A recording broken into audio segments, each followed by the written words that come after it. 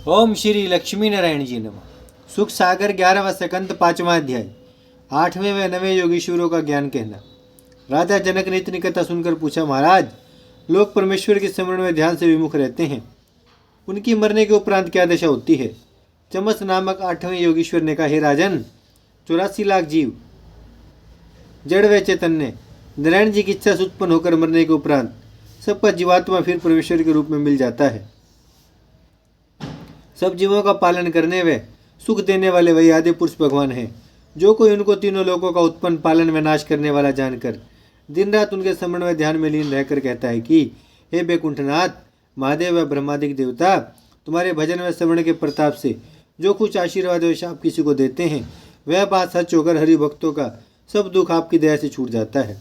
इसलिए संसार रूपी समुद्र पार उतरने के लिए तुम्हारे चरणों का ध्यान जहाज के समान समझना चाहिए। हे राजन, इस तरह का ज्ञान व ध्यान रखने वाले मनुष्य मुक्ति पदवी पर पहुँचते हैं। जो लोग मनुष्य तनु पाकर चारों वर्ण व चारों आश्रम में परमेश्वर का भजन व स्मरण नहीं करते, हरि कथा सुनने में प्रीति न रखकर संसारी माया में फंसे रहते हैं, अधर्म की कमाई से अपने कुटुंब व शरीर का पालन करके परमेश्वर का चमत्कार सब जीवों में बराबर नहीं समझते, बिना प्रयोजन दूसरे के साथ शत्रुता करते हैं, पर स्त्री व धन लेने की इच्छा रखकर जीव हिंसा करते हैं, उनका कभी कल्याण नहीं होता। वे मनुष्य बहुत दिनों तक नरक भोगने के उपरांत 84 लाख योनि में जन्म पाकर अनेक तरह का दुख पाते हैं। जो मनुष्य अपने उत्पन्न व पालन व नाश करने वाले को नहीं मानता, उसे अधर्मी समझना चाहिए। जिस तरह मल व मूत्र पेट से अलग होकर अशुद्ध हो जाता है, उसी तरह परमेश्वर से विमुख रहने वाले मनुष्य स्थान भ्रष्ट होकर नरक में जाते हैं। जो ब्राह्मण अपने लाभ के लिए दूसरों को वशीकरण, मारण व उच्चाटन बतलाकर मुक्त होने की राह नहीं सिखलाते, उनको पखंडी व धर्मी समझना उचित है। जो लोग संत महात्मा व हरि भक्तों को तुच्छ जानकर सब जीवों में परमेश्वर का रूप बराबर नहीं देखते और वेदानुसार राह न चलकर केवल अपना स्वार्थ समझते हैं और धन पाकर धर्म नहीं करते, उन्हें अभागी व पापी समझना चाहिए। धर्म करने से ज्ञान प्राप्त होकर तृष्णा छूट जाती है, विरक्त होने से मुक्ति पदवी पाते हैं।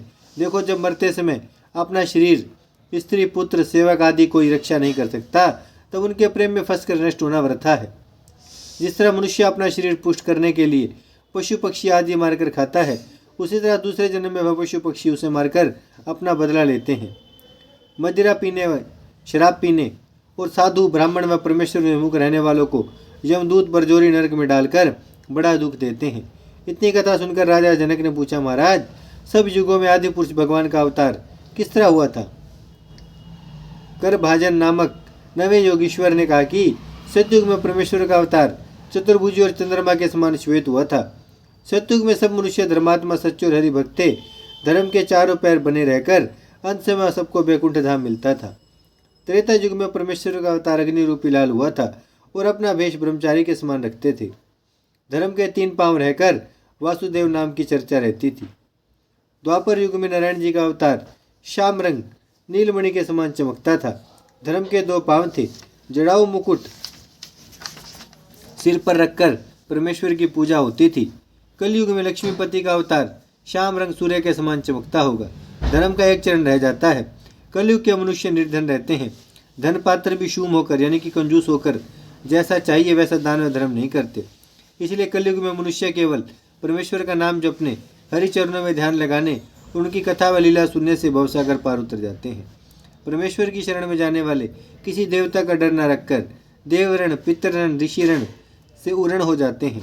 हरि भक्तों पर परमेश्वर की छाया रहने में कोई उनको कोई दुख दे नहीं सकता। नारायण जी अपने भक्तों पर दयालु होकर उनको कुकर्म करने से बचाए रहते हैं। हे राजन, कलयुग में जो कोई नित्य यह श्लोक पढ़कर परमेश्वर को दंडवत करेगा, उसे नारायण जी वांछित फल देकर अंत समय उनको उसका उद्धार करेंगे। उस श्लोक का अर्थ यह है कि हे नारायण जी महाराज, मैं तुम्हारे कमल रूपी चरणों का ध्यान, जो फूल से भी अधिक कोमल है, हृदय में रखता हूँ। तुम्हारे चरण छोड़कर दूसरा को ध्यान करने योग्य नहीं है। जो कोई उन चरणों का श्रवण करता है वह भाग्यवान होता है। उसको किसी देवता, दैत्य, मनुष्य और पशु आदि का कुछ भय नहीं रहता। तुम्हारे चरणों का ध्यान करने के प्रताप से मेरा मन काम, क्रोध, लोभ, मोह में, जो कि धर्म की जड़ है, नहीं फंसता। जिससे मैं तुम्हारे कमल रूपी चरणों का स्मरण व ध्यान करता हूँ, उस समय मेरे सब मनोरथ पूर्ण होकर कोई इच्छा नहीं रहती। गंगा, यमुना, नर्मदा, सरस्वती आदि सब तीर्थ आपके चरणों में रहते हैं। तुम्हारे चरण अपने भक्तों के सब दुख दूर कर देते हैं। मैं आपको तीनों लोकों का उत्पन्न पालन में नाश करने वाला जानकर दंडवत करता हूँ। यह सुनाकर नवे योगेश्वर ने कहा, हे राजन, सत्युग में 10,000 वर्ष तप करने से परमेश्वर प्रसन्न होते थे। त्रेता में 1000 वर्ष तप करने से मनुष्य फल पाता था। द्वापर में 100 वर्ष पूजा व ध्यान करने से मनुष्य का मनोरथ पूर्ण होता था।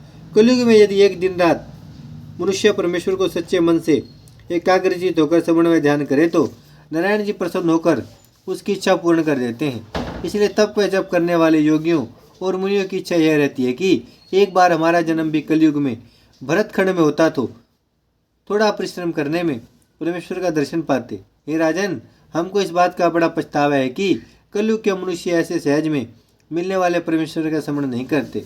वैकुंठनाथ ने गीता में अपने मुखराविंद से कहा है कि जो कोई अपने को मनसा वाचक कर्मणा मुझे सौंप दे, उसको संसार में किसी तरह का दुख व भय नहीं होता। इतनी कथा सुनाकर नारद मुनि ने कहा, हे वसुदेव, जब योगीश्वरों ने यह सब ज्ञान राजा जनक से कहा, तब राजा ने विधिपूर्वक उन योगीश्वरों की पूजा व परिक्रमा करके विदा किया और अपने मन से राज्य, परिवार और धन की प्रीति छोड़कर उसी ज्ञान के प्रताप से सदेह वैकुंठ में गया। तुम भी इसी ज्ञान पर विश्वास रखकर हरि चरणों का ध्यान करो, तुम्हारी मुक्ति हो जाएगी। हे वसुदेव, जब वैकुंठनाथ ने तुम्हारे घर पुत्र होकर अवतार लिया और तुम अपने प्राण से अधिक उनको चाहते हो तो तुम्हारे भवसागर पार उतरने में कोई संदेह है? पर उनको अपना बेटा जानना छोड़कर आदि पुरुष भगवान समझो। उन्होंने केवल पृथ्वी का भार उतारने और हरि भक्तों को सुख देने के लिए संसार में अवतार लिया है। मैं उन्हीं का दर्शन करने के लिए सदा यहाँ आता हूँ। जब यह ज्ञान नारद मुनि से सुनकर वसुदेव व देवकी को विश्वास हुआ कि श्री कृष्ण जी परम ब्रह्म परमेश्वर का अवतार है, तब दोनों मनुष्य उनके चरणों पर गिर पड़े और पुत्र भाव छोड़कर परमेश्वर के समान उनको समझने लगे। नारद मुनि वैकुंठनाथ से विदा होकर ब्रह्मालोक को चले गए। सुखदेव जी बोले, परीक्षित, जो कोई इस अध्याय को विधि पूर्वक कहे वह सुनेगा, वह सब पापों से छूटकर मुक्ति पदवी पर पहुंचेगा।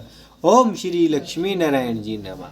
भजमन नारायण नारायण नारायण, श्रीमन्नारायण नारायण नारायण, लक्ष्मी नारायण नारायण नारायण, सत्य नारायण नारायण नारायण, भजमन नारायण, श्रीमन्नारायण, लक्ष्मी नारायण, सत्य नारायण, भजमन नारायण नारायण नारायण।